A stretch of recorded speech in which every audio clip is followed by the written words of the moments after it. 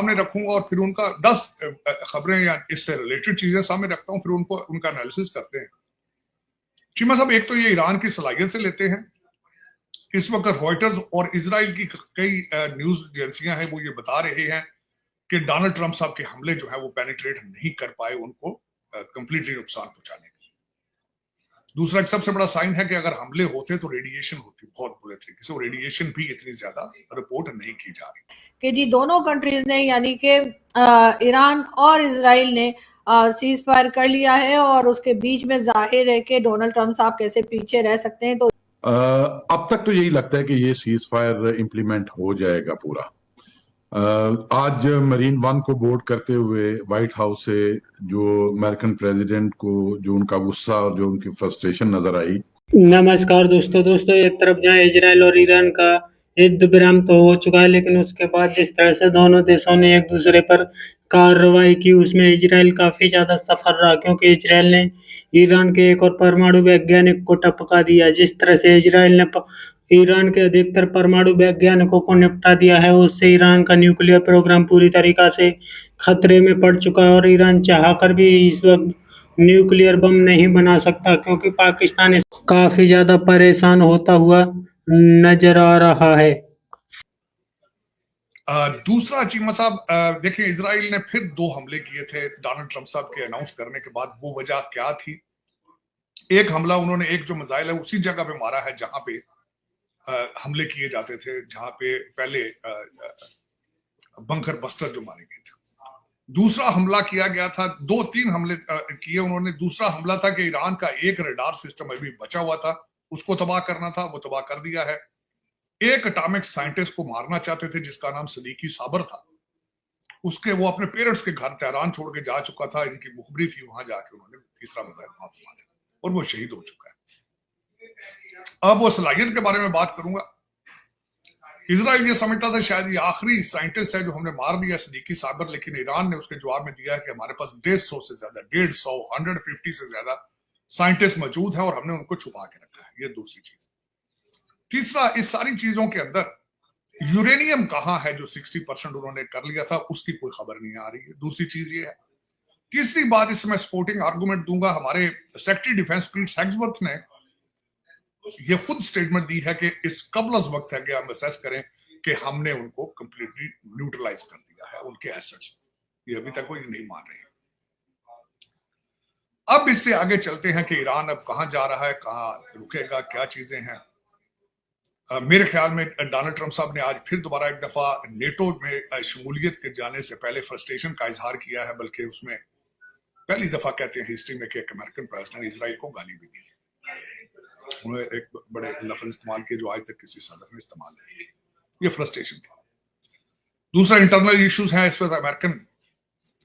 हमारी जो situation room था उसके अंदर तुलसी गैबर्ट मौजूद थी या नहीं थी, उसकी तस्वीर सामने नहीं है, क्लैरिफिकेशन आ रहे हैं।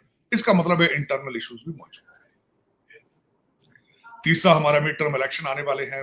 लोग इस सारे हादसे को, इस ईरान इजराइल जंग को उस तनाजर से भी देख रहे हैं। लेकिन यहां पे जो सबसे ज्यादा इंपॉर्टेंट बात थी, डोनाल्ड ट्रंप साहब की क्रेडिबिलिटी थी। अगर यहां से कमजोर पड़ेंगे, उसके बाद यूक्रेन और रशिया का क्या बनेगा, पाकिस्तान भारत का क्या बनेगा, और दूसरा ताइवान का क्या बनेगा। सारी चीजें इंटरनेटेड है एक दूसरे के साथ। अगर देखा जाए, डोनाल्ड ट्रंप साहब जा चुके हैं नेटो की कॉन्फ्रेंस अटेंड करने के लिए, लेकिन नेटो के कई जो वहां पे मेंबर हैं, एलाइज हैं, उन्होंने बाइकआउट कर दिया, वो वहां पे नहीं आ रहे। ये नेटो के हालात है इस वक्त। अब उसमें चीमा साहब अब बात करते हैं कतर के ऊपर अटैक किया गया, बता के किया गया अटैक। एक तो मैं देखने वालों को, अपने दोस्तों को ये बताना चाहूंगा कि वहां पे Qatar, Bahrain, UAE, Kuwait, Syria, Iraq, यहाँ पे 7 से 8 आर्मी बेसिस हैं। तकरीबन जहां 40 से 50 हजार सोल्जर अपॉइंटमेंट है। कतर के अंदर 85 के करीब, जो 85 के करीब तैयारे वहां मौजूद थे, जिनको टाइमली निकाल लिया गया है। अब इस वक्त यहाँ आज लोग वाशिंगटन डीसी में ये भी डिस्कस कर रहे हैं कि क्या ये नुरा कुश्ती है। ईरान के ऊपर अटैक करने से पहले ईरान को बताया जाता है कि हम आपके ऊपर अटैक करने वाले हैं, आप जरा हट जाए साइड पे। उस पर ईरान जो है वो पहले कतर को ऐलान करता है कि हम अटैक करने वाले, तो उसी पीछे हट जाओ। तो लोग ये कंफ्यूज हैं कि किस किस्म की जंग है। कि किस किस्म की नूरा कुश्ती। कई इसमें से इस वक्त स्पेकुलेट करने वाले कई चीजें स्पेकुलेट कर रहे हैं। लोग पाकिस्तान के अंदर हमारे आर्मी चीफ साहब ने, पाकिस्तानी गवर्नमेंट ने ट्रंप साहब को नोबेल पीस प्राइज के लिए नॉमिनेट किया था। ये छोटे बच्चे जो चंद अमीर लोगों के आवारा बच्चे हैं, वो मुसलसल इस पे अपने लब कुशाई कर रहे हैं जी कि ये क्यों दिया गया है, तो ये इसने तो हमला कर दिया। उनके लिए अर्ज ये है कि हमारे पाकिस्तान ने अपनी जंग को रोकने के लिए कहा था कि उन्होंने हमारी और भारत की एक न्यूक्लियर वार को रोका है और वो वाकई रुकी है, उसके लिए इनको नोबेल पीस प्राइज दिया गया। तो ये आप खैर वो इनके खैर जितने मुंह उतनी बातें हैं, इसके इनके बारे में क्या कहा जा सकता है। लेकिन आज उनका भी इंतशार है, आज उनकी भी जो हलीमा बाजी सिलाई मशीनों वाली है और जो उनके गंडासे वाले भाईजान है गंडापुर साहब, उनकी आपस में झगड़ा शुरू हो चुका है, क्योंकि उन्होंने मुर्शद पाक की मर्जी के बगैर, मुर्शद पाक से दम कराए बगैर वहां का बजट अप्रूव कर दिया है सुबह से। उससे तो यही लगता है कि वो किसी सूरत भी इस सीज फायर को स्लिप नहीं होने देंगे आप। अच्छा, ये पिछले 4-6 घंटे में अमेरिकन मीडिया में बड़ी इंटरेस्टिंग चीजें सामने आ रही हैं जी। एक चीज जो वाशिंगटन पोस्ट और न्यूयॉर्क में सामने आई, कुछ टीवी चैनल्स पे भी, कि जब प्रेसिडेंट ट्रंप ने ट्वीट किया सीज फायर का, तो उनके जो अपने क्लोज एड्स थे और उनके स्टाफ थे, दे वर ऑल सरप्राइज्ड। शायद कोई जो उनके फॉर्मल प्रोसेसेस हैं, वैसे तो बहुत सारे काम वो फॉर्मल प्रोसेसेस के बगैर ही करते हैं जी, तो शायद इसमें भी इतनी डिफिकल्ट सिचुएशन और इतनी अहम अनाउंसमेंट से पहले भी उन्होंने बहुत जो जरूरी लोग थे शायद उनको भी कंसल्ट नहीं किया। ये उनका अमेरिकन मीडिया कह रहा है। फिर इसी तरह वाशिंगटन पोस्ट और न्यूयॉर्क टाइम ने ये एक आर्टिकल दोनों ने छापा है अभी कुछ घंटे पहले, और उन्होंने ये कहा है कि नेतन्याहू इस वॉर के लिए पिछले कोई 1 साल से बहुत ही तेजी में थे और बहुत जल्दी करना चाहते थे, और उन्होंने बाइडेन एडमिनिस्ट्रेशन से उनके आखिरी दिनों में आके उनको पूरी तरह कन्विंस करने की कोशिश की, वो नहीं माने। और उसके बाद फिर उन्होंने मार्च में कोशिश की प्रेसिडेंट ट्रंप को, तो यूएस की इंटेलिजेंस कम्युनिटी ने जो एविडेंस पेश की वो यही थी कि इजराइल के जो खदशात हैं वो गलत हैं, वो न्यूक्लियर प्रोग्राम की तरफ नहीं ईरान जा रहा जल्दी में। लेकिन अप्रैल में फिर उन्होंने कन्विंस कर लिया प्रेसिडेंट ट्रंप को। तो आज जो एक अमेरिका के अंदर जो इवन रिपब्लिकन्स के विद इन रिपब्लिकन्स जो एक इस वॉर के या यूएस की पार्टिसिपेशन के अगेंस्ट आवाजें उठ रही हैं जी, उसकी वजह से, और जो जिस तरह ट्रंप चाहते हैं कि जो वो बात कहें तो अगले ही मिनट वो पूरी हो जाए, तो उसकी वजह से जो थोड़े 1-2 मेजर्स दोनों तरफ से फायर हुए, उसकी वजह से वो फ्रस्ट्रेशन से बहुत गुस्से में तो थे, लेकिन मुझे लगता ये है कि वो इसको एनफोर्स करेंगे और इसको इम्प्लीमेंट करा लेंगे दोनों तरफ। राइट अच्छा सर, ये फरमाइएगा, नेचुरली इसी असना में पाकिस्तान के लिए भी एक बहुत बड़ी एक अचीवमेंट थी पाकिस्तान की, अल्हम्दुलिल्लाह इंडिया के साथ कॉन्फ्लिक्ट के अंदर उसके बाद जिस तरह से अल्लाह ताला ने पाकिस्तान को इज्जत दी, जो फील्ड मार्शल की मुलाकात थी विद प्रेसिडेंट ट्रंप, उसकी बहुत बात हुई है। नेचुरली हमारे जो एडवर्सरीज हैं उन्हें उसकी तकलीफ भी बहुत ज़्यादा है।